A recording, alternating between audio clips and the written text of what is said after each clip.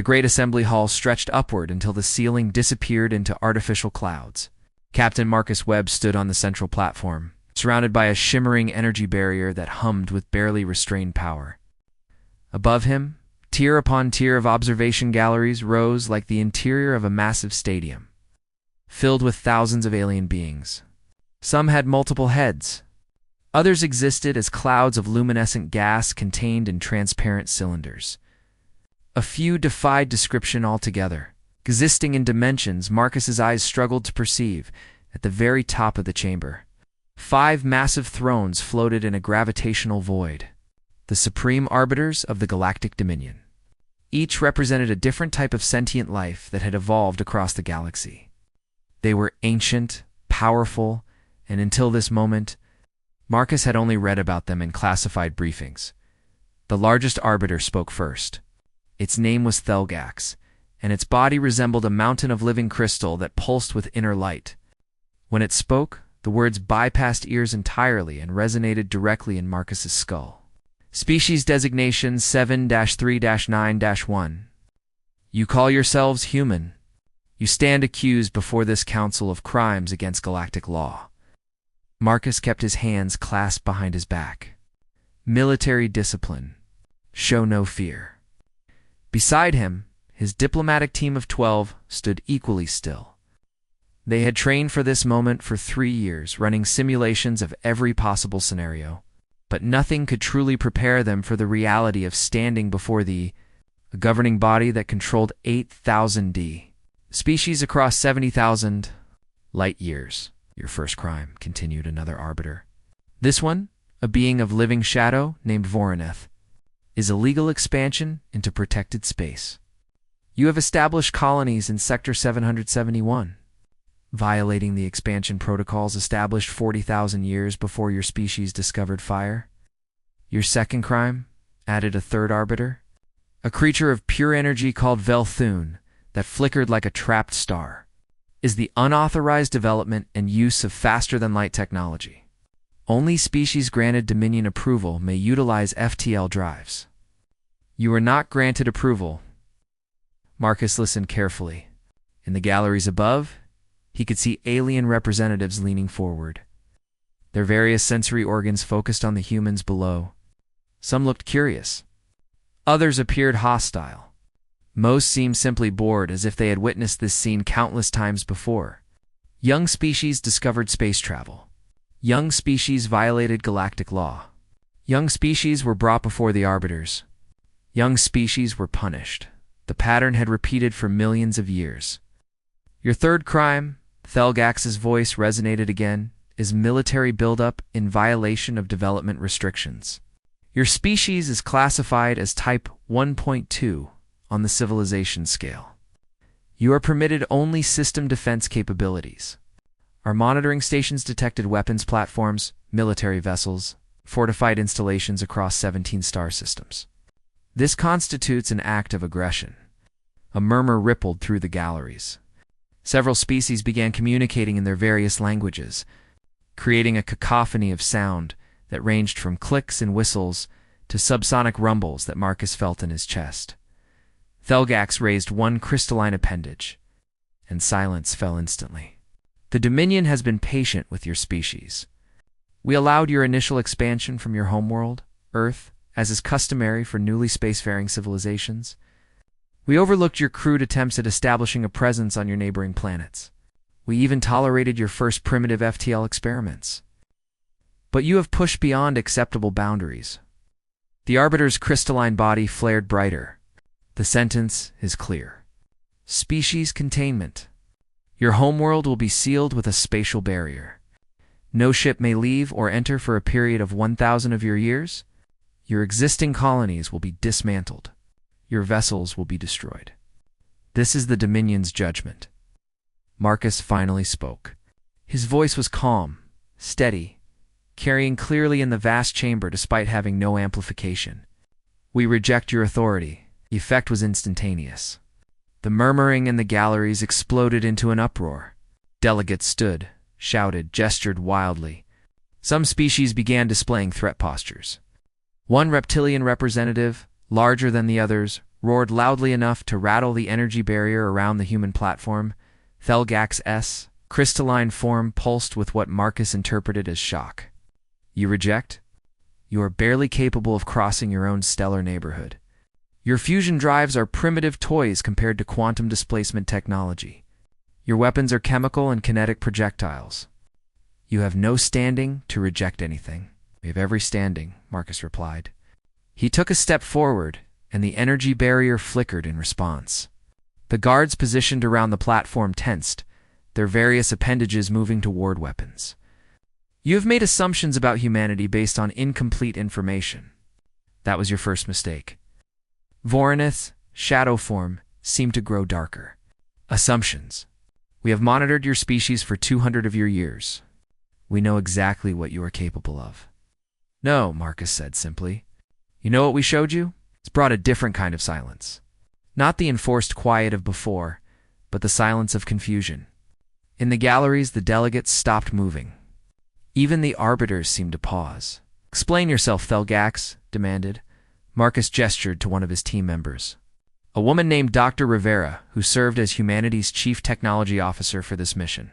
She stepped forward and produced a small handheld device. Before any of the guards could react, she activated it. A holographic display materialized in the air above the platform, visible to everyone in the chamber. It showed a human colony ship, bulky and inefficient, its hull covered in obvious heat shielding and primitive sensor arrays. The kind of ship that belonged to a species still figuring out the basics of interstellar travel.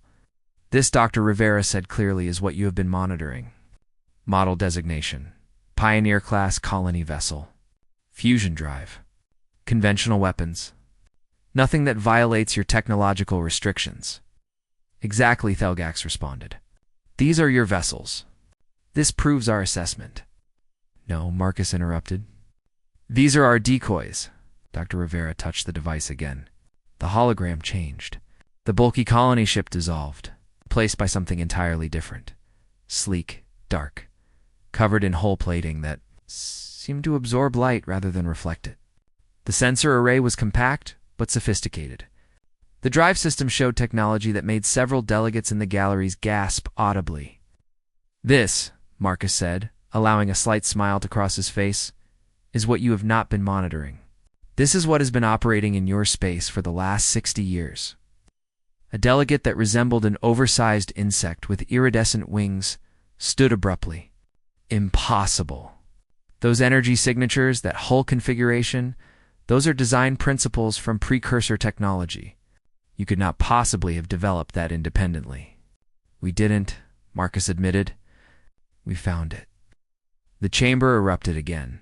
The word precursor echoed from dozens of different vocal structures. Even the arbiters seemed agitated. The precursors were legend, myth, and terror, all combined.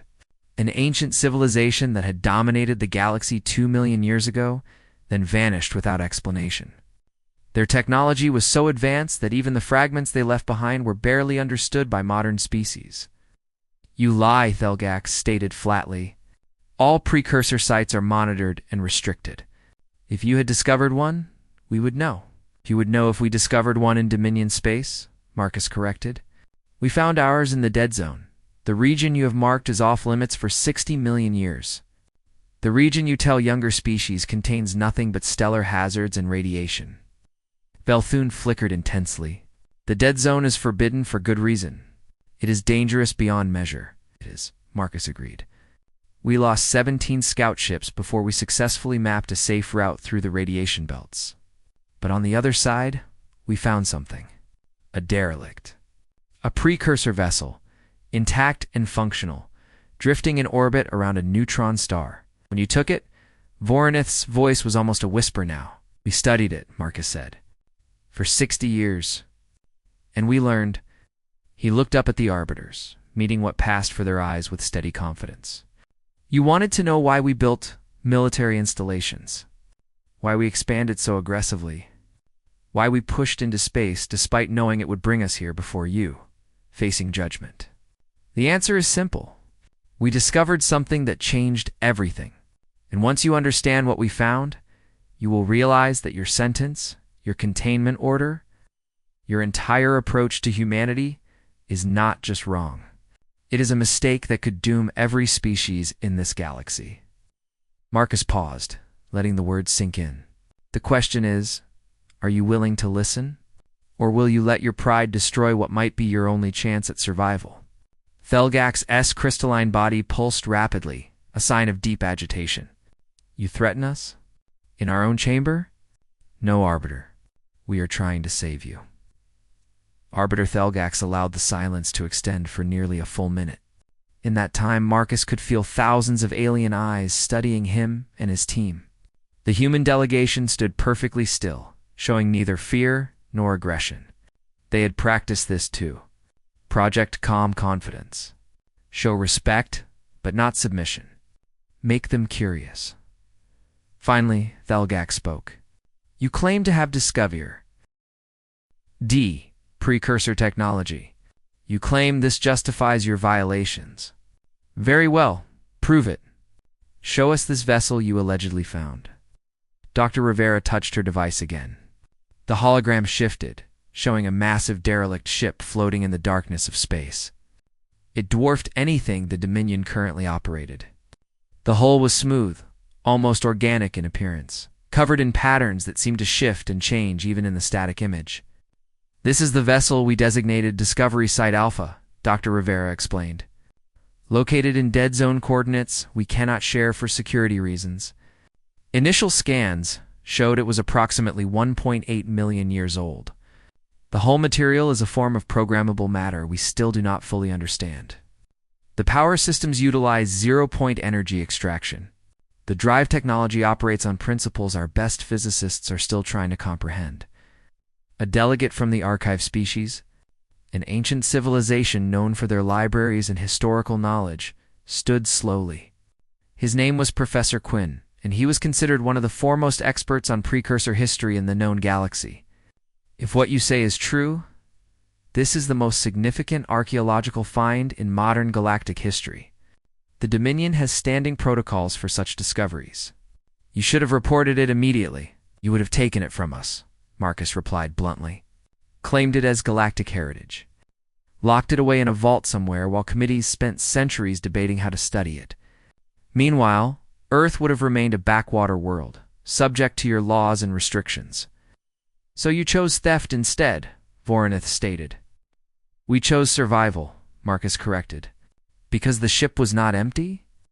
This revelation caused another stir in the galleries. Even the arbiters leaned forward slightly, their massive forms shifting in the gravitational void. "Explain, Thelgax," commanded. Dr. Rivera manipulated her device, bringing up new data. The ship's central computer was still active, running on backup power that had sustained it for nearly 2 million years. "When our team first boarded, they found something. Not crew, not bodies, but data, massive amounts of it. Historical records, scientific databases, and something else. A message." "What kind of message?" Professor Quinn asked, his elderly voice trembling slightly. "A warning," Marcus said simply. The hologram changed again, showing what appeared to be a star map. But this map was marked in red across vast regions of space. Entire sectors showed warning symbols. Danger zones.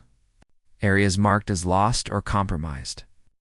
"The precursors did not disappear," Dr. Rivera continued. "They retreated. They pulled back from the galactic core, from the outer rim, from everywhere in between. They concentrated their remaining population in a region beyond the galactic edge and sealed themselves off. The question we had to answer was, why? What could frighten a civilization so advanced that they were essentially gods by our standards?" Marcus walked to the edge of the containment barrier, as close as he could get to the arbiters above. The answer was in the data. The precursors detected something. An anomaly. A force moving through intergalactic space. They called it many names in their language, but the translation we use is the silence. It moves between galaxies, consuming everything in its path. Not just life. Everything. Matter. Energy. Information itself. Worlds touched by the silence become sterile husks. No ruins, no fossils. Just empty rocks stripped clean. This is speculation, Thelgax said, but there was less certainty in the Arbiter's voice now. Ancient fear from a dead civilization. We thought the same thing, Marcus admitted. For the first 20 years we studied the data, we assumed it was mythology. A cultural legend the precursors had developed. But then, 37 years ago, something happened. One of our deep space monitoring stations detected anomalous readings in the Veil Nebula. 17 civilizations in that region just stopped all communication. A feline delegate named Lises stood abruptly. The Veil Nebula colonies were lost to plague. This is established fact.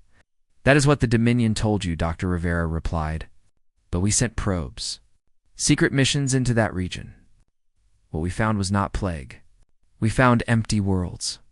Cities intact but lifeless. Technology still functioning but no one to use it. And strange readings in the local space. Energy signatures that matched descriptions in the precursor data. You are saying this silence is real? Professor Quinn asked quietly. We are saying something destroyed those civilizations without leaving conventional evidence, Marcus responded. And based on the precursor data, based on our own observations, based on tracking similar disappearances across the last 60 years, we have calculated a trajectory. The silence, whatever it is moving toward the galactic core, toward Dominion space. You have approximately 2 years before it reaches your outer territories. The chamber had gone completely silent now. No murmurs. No movement. Just thousands of beings processing information that challenged everything they thought they knew about the galaxy and Earth. Velthun asked. How long does your world have? For years, Marcus said. Maybe 5, if we are lucky. But that is not enough time to evacuate. Not enough time to flee.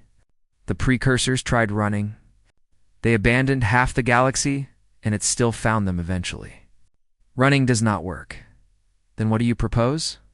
Thelgax asked. Marcus took a deep breath. This was the moment everything depended on. The precursors left us more than a warning. They left us tools.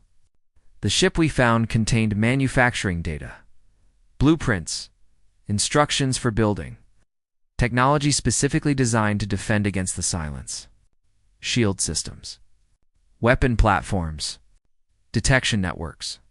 They knew they could not stop it completely, but they could slow it down, make it choose easier targets, convince it to go around defended zones rather than through them. And you have been building these defenses, Varenith stated, as Marcus confirmed. Those illegal military installations you detected? They are shield generators. Those unauthorized colonies? They are early warning stations. Those weapons platforms?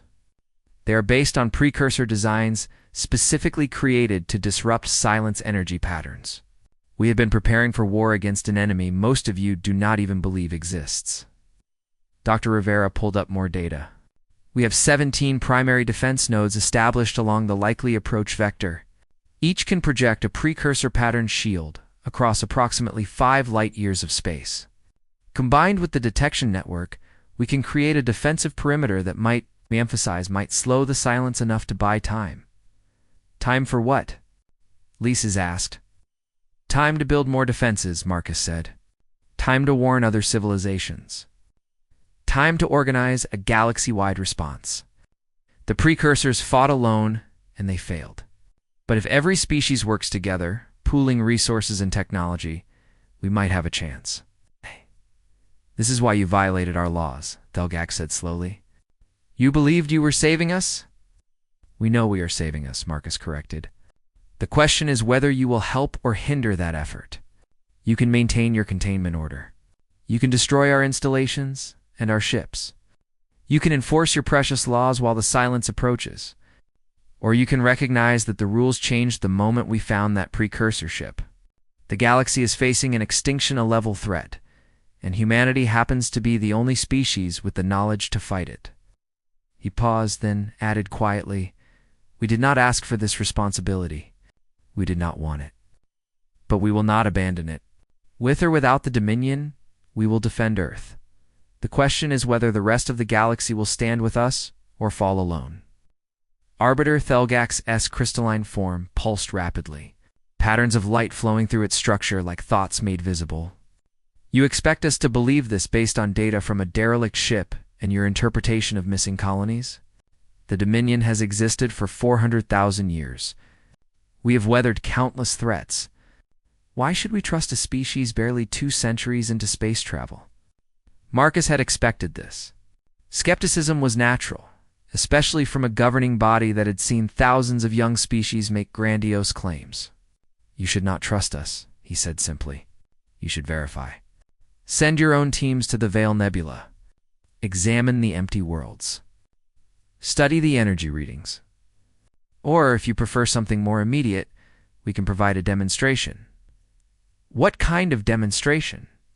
Velthun asked, the energy being's light flickering with interest. Let us show you what precursor technology can do, Marcus replied.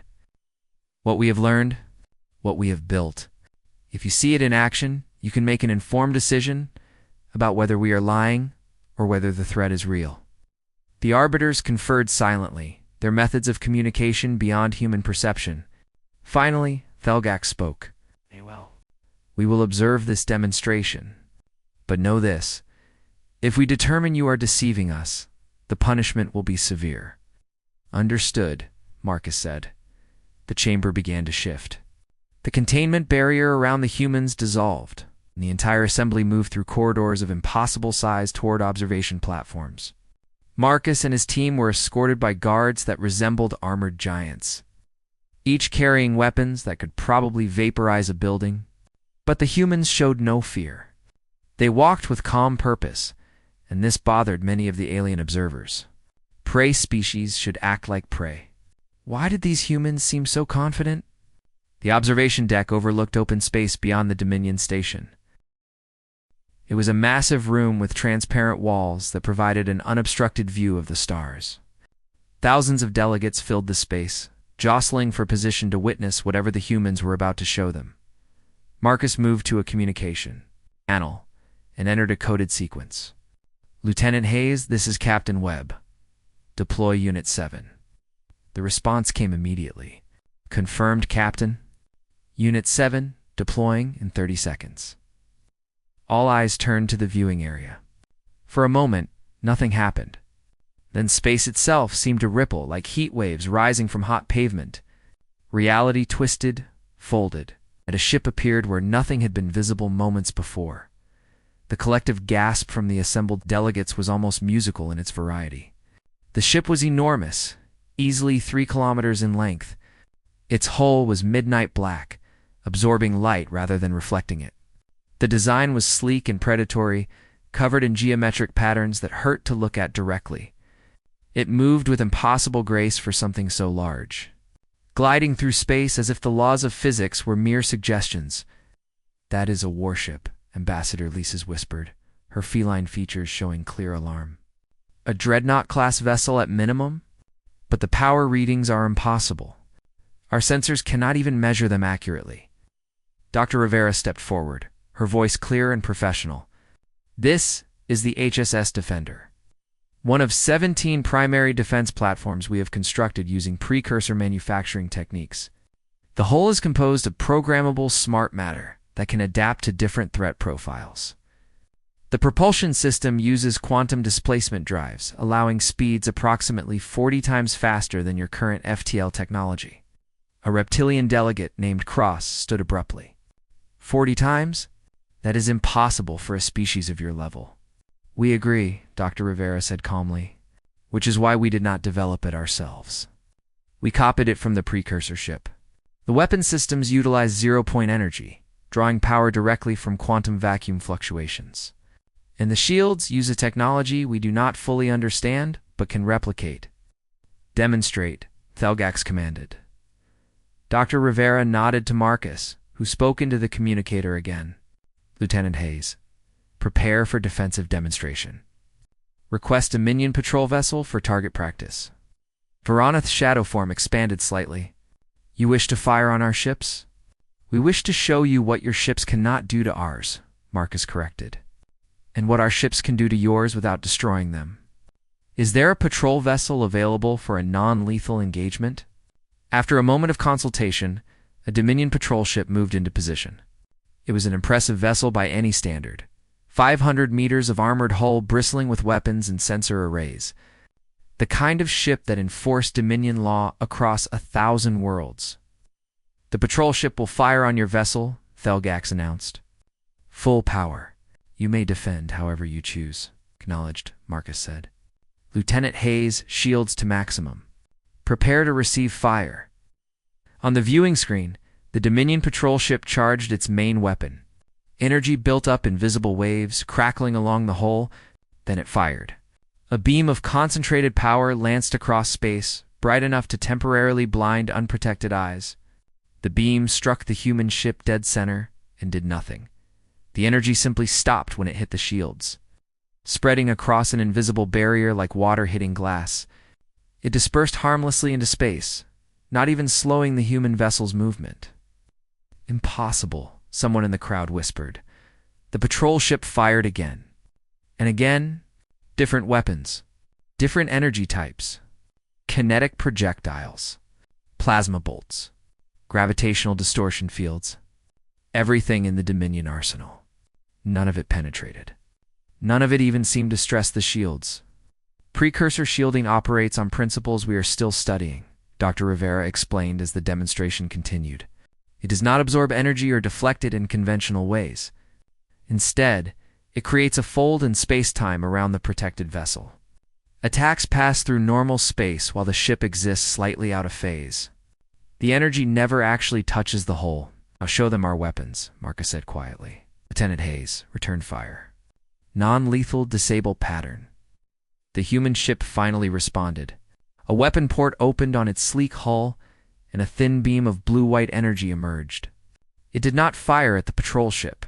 Instead, it passed within 50 meters of the vessel, and the patrol ship died. Every light went out. Every engine stopped. Every weapon powered down. The massive vessel simply went dark, drifting in space like a dead whale. The observation deck erupted in chaos. Delegates shouted questions in dozens of languages. Some demanded explanations.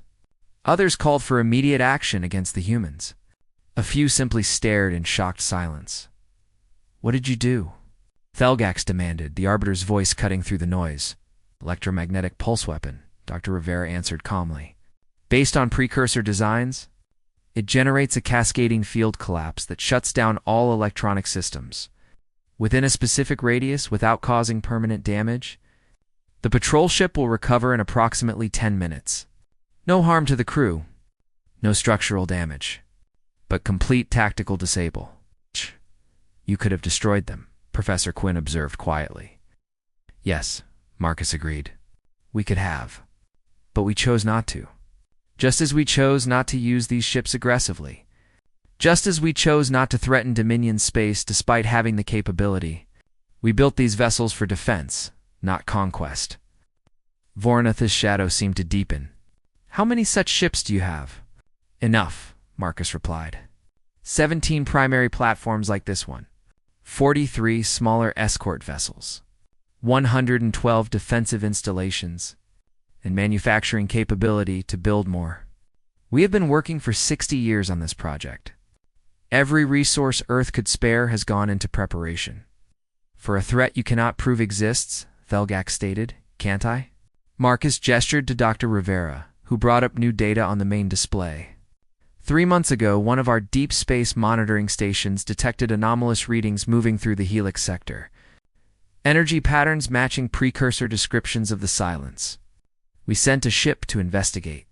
A volunteer crew on a one-way mission. They found something. The display showed a recording from a ship's bridge. A human woman in a captain's uniform appeared, her expression grim. "This is Captain Elizabeth Grant of the HSS Perseverance. I am transmitting from coordinates classified. I have found the source of the disappearances. I have found the silence." The image shifted to an external view. What it showed made even the most skeptical delegates fall silent. A structure floated in deep space, massive beyond comprehension. It was both organic and mechanical, a nightmare fusion of living tissue and impossible technology. Tendrils of dark energy extended from it like the arms of a cosmic octopus, each 1 kilometer wide and stretching into the void, and it was feeding. Stellar matter flowed into the structure like water down a drain, consumed and converted into more of itself. We estimate it is approximately the size of your smaller moons. Captain Grant's voice continued, and it appears to be growing.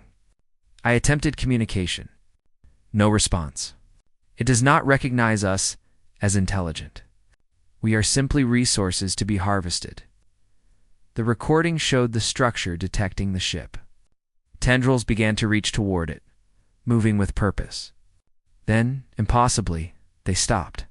They retreated. The precursor shields, Grant's voice explained. It cannot process them, cannot understand them. The technology confuses its sensors or whatever it uses to identify targets. For the moment, we are invisible to it. The recording ended. Marcus turned to face the arbiters directly. That ship is still out there, still monitoring, still sending data. The silence is real. It is coming. And the only reason Captain Grant and her crew are still alive is because they are protected by technology. The precursors left specifically to defend against this threat. He paused, letting the implications sink in. Now you have seen our ships. You have seen the enemy. You have seen proof. The question remains, what will you do? The observation deck remained silent for nearly 5 minutes after the recording ended. Delegates stared at the screens, at each other, at the human ship still visible through the transparent walls. The arbiters conferred in their incomprehensible way. Vast intellects processing information that challenged millions of years of galactic understanding. Finally, Thelgak spoke. If what you show us is genuine, if this silence is approaching as you claim, then the implications are catastrophic. But we require verification, independent confirmation. Which is why we came here, Marcus said. We cannot fight this alone. We need the Dominion's resources, your industrial capacity, your scientific knowledge, your ability to coordinate thousands of species. We have the shield technology, but we need help deploying it on a galactic scale. He said we have 2 years, Belthune observed. 2 years before this reaches Dominion space? That is not enough time to verify your claims, build defenses, and coordinate a response. Which is why we started 60 years ago, Dr. Rivera interjected. We have already done most of the difficult work. We have working shield generators. We have weapon systems that can disrupt silence energy patterns. We have detection networks that can provide early warning. What we need now is scale. We need thousands of shield platforms instead of dozens. We need galaxy-wide coordination instead of isolated human outposts. Professor Quinn moved forward, his elderly form supported by a floating assistance platform.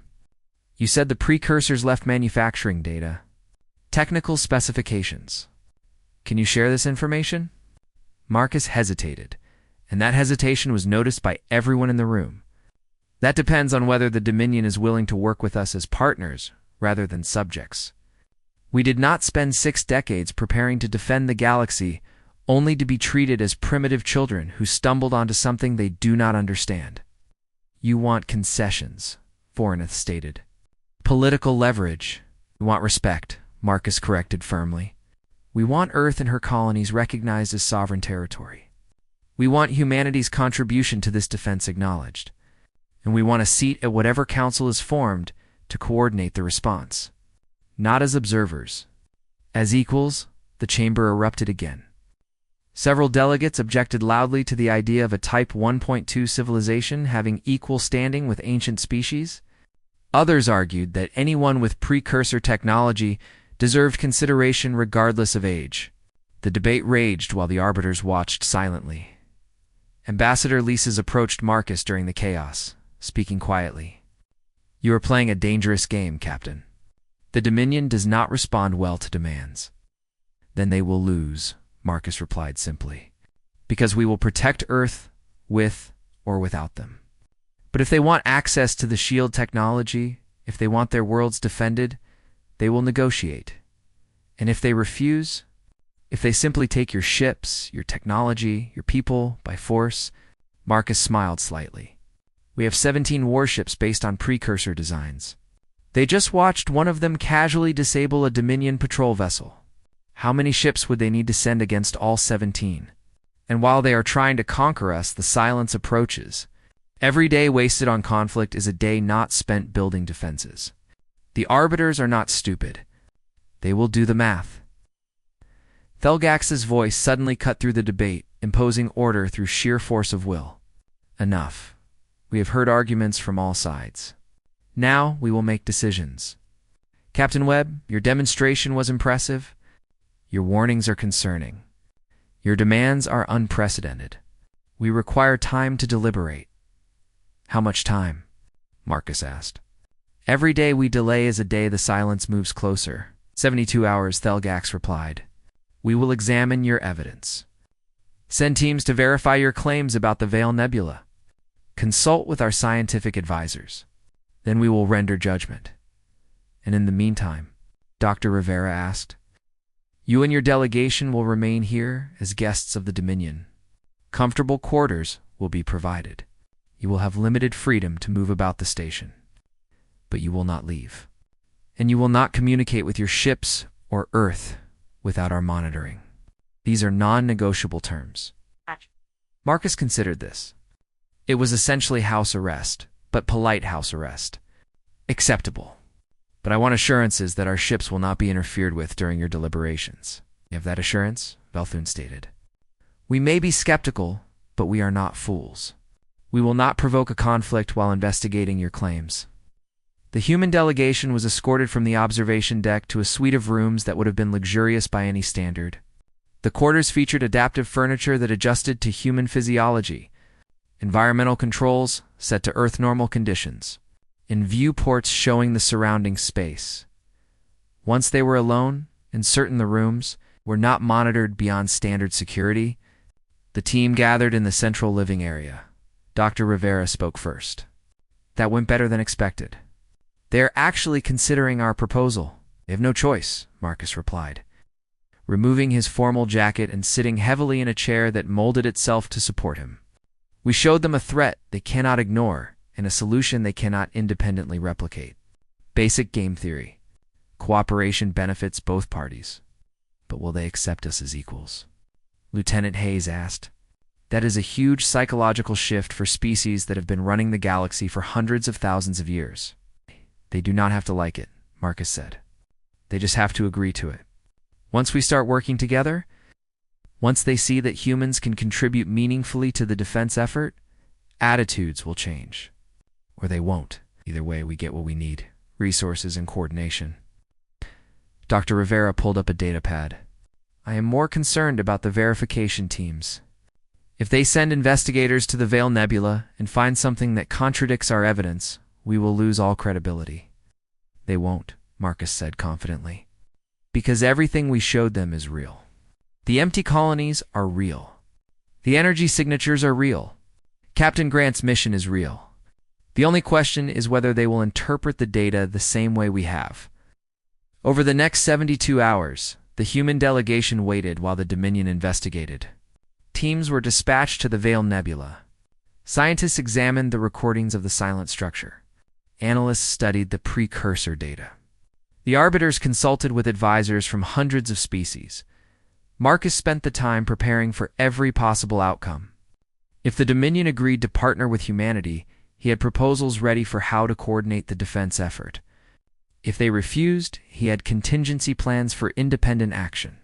If they turned hostile, well, 17 precursor tech warships could cause considerable problems even for the Dominion fleet. On the third day, a messenger arrived. Not one of the armored guards, but Ambassador Lises herself. She entered the human quarters and sat down across from Marcus, her feline features showing an expression he could not quite read. The arbiters have reached a decision, she said quietly. They want to see you immediately. Good news or bad news? Marcus asked. I genuinely do not know, Lises admitted. The deliberations were heated. Multiple factions formed. Ancient alliances fractured. The Dominion has not been this divided in thousands of years. Your arrival has changed everything, Captain Webb. For better or worse, Marcus stood, adjusting his uniform. Then let us find out which it is. The assembly hall felt different when Marcus and his team entered for the second time.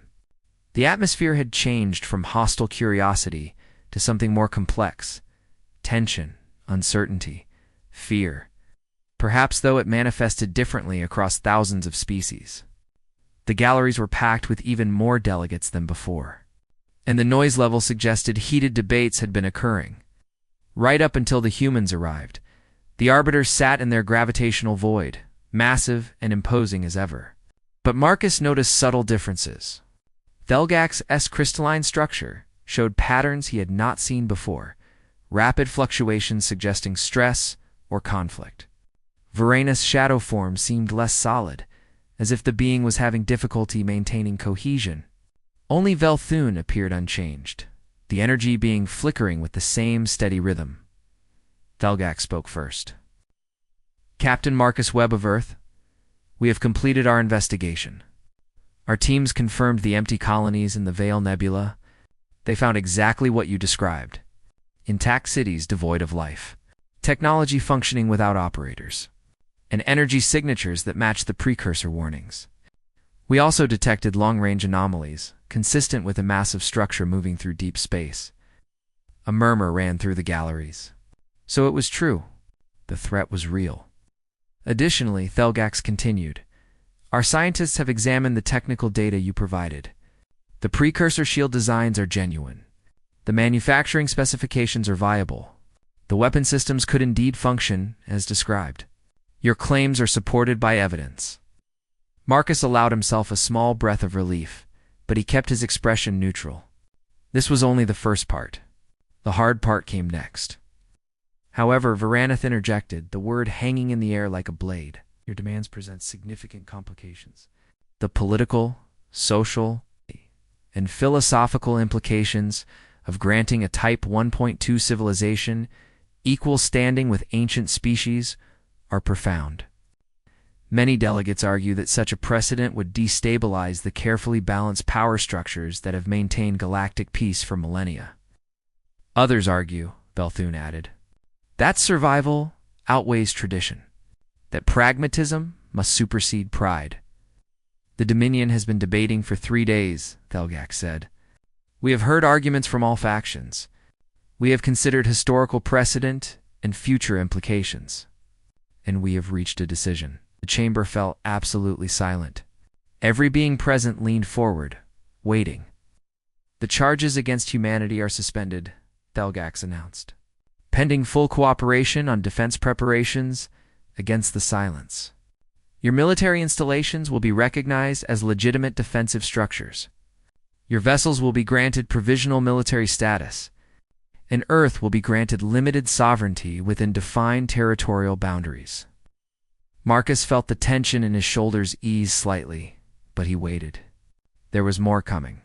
However, Thelgax continued, full equal standing, as you demanded, is not granted. Instead, humanity will be designated as strategic defense partners. You will have direct access to Dominion resources and manufacturing capability. You will participate in all planning sessions for the defensive network. You will have command authority over forces specifically assigned to shield deployment and silence response. But you will not have voting rights in general Dominion governance. Not everything they had asked for, but more than Marcus had realistically expected. Before he could respond, Thelgax raised one crystalline appendage. This designation is contingent on several conditions. First, you will share all precursor technical data unconditionally. Second, you will integrate your defense network with Dominion coordination systems. Third, you will accept advisors and liaisons from multiple species to ensure transparency. And fourth, if at any point you are found to have deceived us about the nature of the threat or your capabilities, all agreements will be void and the original containment sentence will be enforced. Marcus looked at his team. Dr. Rivera gave a small nod. Lieutenant Hayes showed no objection. They had discussed this possibility. It was not perfect, but it was workable. We accept the Dominion's terms, Marcus stated clearly. Humanity will fulfill all conditions.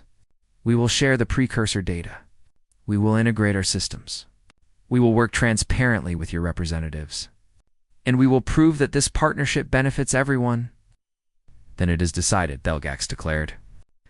Let it be recorded that on this day, the Galactic Dominion and the species known as humanity entered into formal alliance for the purpose of defending against the threat designated as the Silence. May this partnership preserve what the precursors could not. The chamber erupted, but this time with different energy. Some delegates cheered. Others protested. Many simply looked stunned that the Dominion had actually agreed to work with such a young species. Ambassador Lises approached Marcus as the formal session ended, her expression showing what might have been respect. You gambled and won, Captain. I did not think they would agree. They had no choice, Marcus replied quietly. Just as we had no choice. The Silence is coming, whether anyone believes in it or not. All we did was make sure the galaxy would not face it divided. There will be resistance, Lises warned. Many species will resent humanity's rapid rise. Some may even work to undermine the alliance. Let them try, Marcus said, with more confidence than he felt. We have 2 years to build a defensive network capable of slowing an extinctional-level threat. Anyone who wants to waste that time on political games is welcome to explain their priorities when the Silence arrives. Over the next weeks, the partnership began to take shape. Human engineers shared precursor shield designs with Dominion scientists. Manufacturing facilities across 1,000 worlds began producing components for the defensive network. Military forces from dozens of species started training together. Learning to coordinate against an enemy none of them truly understood, Marcus returned to Earth. Only briefly, before deploying to the front lines of the defense effort. He stood in his small apartment, looking out at the city he had grown up in, wondering if he would ever see it again. Dr. Rivera found him there. The first joint shield platform is complete. They want us to supervise the activation. Already? Marcus asked. That was fast. When the galaxy is motivated, it can accomplish impressive things, Rivera replied. Though I think many of them are still hoping we are wrong. That the Silence will turn out to be nothing serious. And if we are wrong? Marcus asked. Then we have still accomplished something remarkable, Rivera said. We brought the galaxy together. We forced ancient civilizations to work with newcomers as partners. We proved that humanity has value beyond just following rules. Even if the Silence never arrives, that changes everything for our future. Marcus nodded slowly. And if we are right, then we just might save everyone, Rivera replied. Far away. Beyond the observation range of even the most advanced sensors, Captain Elizabeth Grant watched her monitors aboard the HSS Perseverance. The Silence had noticed the shielded vessels now. It was studying them, testing them, trying to understand why certain things did not fit its understanding of how matter should behave. Grant opened a communication, channeled back to the defensive network. This is Perseverance. Be advised, the entity is showing adaptive behavior. It is learning. Whatever defenses we build, we need to keep improving them. This thing does not stop. It does not give up. It just keeps coming. She looked at the massive structure on her screen, watching as it consumed another dead world, growing larger with each meal. Command, we have maybe 18 months before it reaches the outer defense perimeter. Make them count. Back in the assembly hall, as delegates argued about resource allocation and command structures, Marcus stood before the arbiters one final time. You manipulated us, Thelgax stated, though there was no real anger in the arbiter's voice now. The illegal expansion, the primitive ships, the arrest, all calculated to force us to listen. We did what we had to, Marcus admitted. Would you have listened to a young species claiming the galaxy was in danger? Or would you have dismissed us as paranoid children seeing threats where none existed? We would have dismissed you, Velthun acknowledged. Your strategy was effective, if ethically questionable. Survival rarely cares about ethics, Marcus replied. The precursors learned that. Now we all have to learn it. The universe is not kind. It is not fair. It does not care about our laws, or our pride, or our traditions. It just is. And sometimes being underestimated is the best weapon you have. You gambled everything on us making the right choice, Varaneth observed. I gambled on intelligence over pride, Marcus corrected. On survival instinct over political convenience. And I was right. The galaxy is preparing to fight. That is all that matters? And when this is over? Thelgax asked. When the silence is defeated or driven back? What then? Will humanity continue to demand partnership? Will you push for more? Marcus smiled slightly. When this is over, Arbiter. Assuming we survive, humanity will have earned whatever standing we claim. Not through manipulation or luck, but through blood and sacrifice. We are not children playing with fire anymore.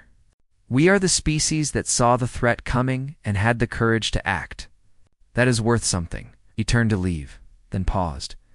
Oh, and Arbiter. You might want to start preparing for another possibility. What possibility? Thelgax asked.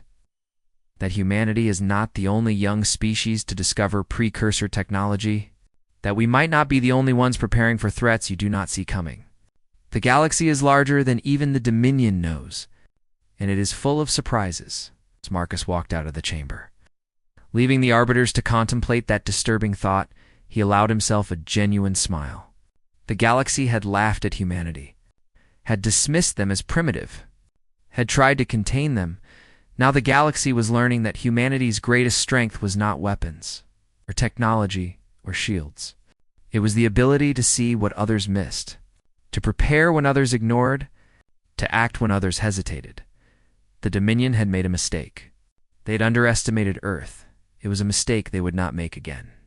And neither would anyone else who encountered human ships in the vast darkness between stars. The war was coming. But for the first time, the galaxy would face it united, and that made all the difference.